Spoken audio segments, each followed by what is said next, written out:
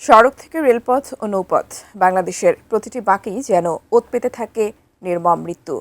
আর এই অব্যবস্থাপনার জাতাকলে পিষ্ট হয়ে দেশের মানুষকে প্রতিনিয়তই জীবন দিতে হচ্ছে।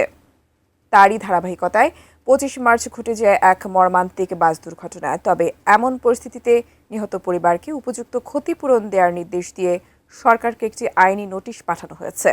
বিস্তারিত জানাচ্ছেন মেহেদী হাসান।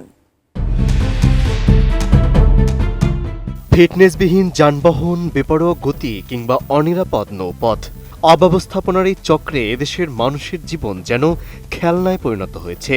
ফলে প্রতিনিয়ত যাতায়াতে মৃত্যুর মিছিল নামছে দেশের সড়ক ও নৌপথ জুড়ে। কুমিল্লার পাদুয়ায় ২২ মার্চের পর ২৫ মার্চ ঘটে গেল আরেকটি ভয়াবহ বাস দুর্ঘটনা।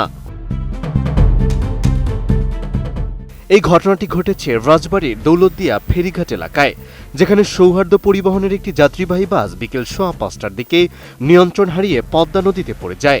মর্মান্তিক এই দুর্ঘটনায় এখন পর্যন্ত ২৬ জনের মরদেহ উদ্ধার করা হয়েছে, যা মুহূর্তেই পুরো দেশ জুড়ে শোকের আবহ তৈরি করেছে। 5+ স্টার রেটিং প্রাপ্ত দেশের সর্বোচ্চ বিদ্যুৎ সাশ্রয়ী ওয়ালটন এসি স্মার্ট কমফোর্ট এখন নেক্সট লেভেলে। এদিকেই দুর্ঘটনার পর নিহতদের পরিবারকে ক্ষতিপূরণ প্রদানের দাবিতে সরকারকে একটি আইনি নোটিশ পাঠানো হয়েছে, যেখানে নিহত প্রত্যেকের পরিবারকে ন্যূনতম ১ কোটি টাকা ক্ষতিপূরণ প্রদান, আহতদের উন্নত চিকিৎসা নিশ্চিত করা এবং ক্ষতিগ্রস্তদের পুনর্বাসনের দাবি জানানো হয়েছে। গত ২৫ মার্চ সুপ্রিম কোর্টের ৩ আইনজীবী অ্যাডভোকেট নেওয়াজ আসিফ সাদ, ব্যারিস্টার রাফিজি রহমান এবং অ্যাডভোকেট জায়েদ বিন নাসের যৌথভাবে জনস্বার্থে এই নোটিশ পাঠান। একই সঙ্গে নোটিশে সড়ক পরিবহন ও সেতুমন্ত্রী, নৌপরিবহন মন্ত্রী সহ সংশ্লিষ্ট মন্ত্রণালয়ের দায়িত্বপ্রাপ্ত কর্মকর্তাদের বিবাদী করা হয়েছে।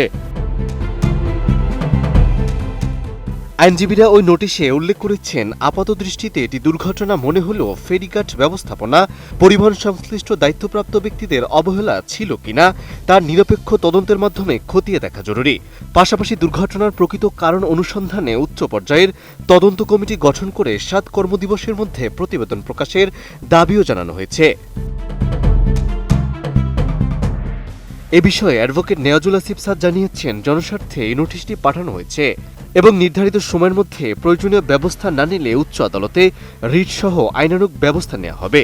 ফলে এখন সংশ্লিষ্ট দপ্তরগুলো পরবর্তী পদক্ষেপ এবং তদন্তের অগ্রগতির দিকেই তাকিয়ে আছে পুরো দেশ। মেহেদী হাসান, এটিএন নিউজ।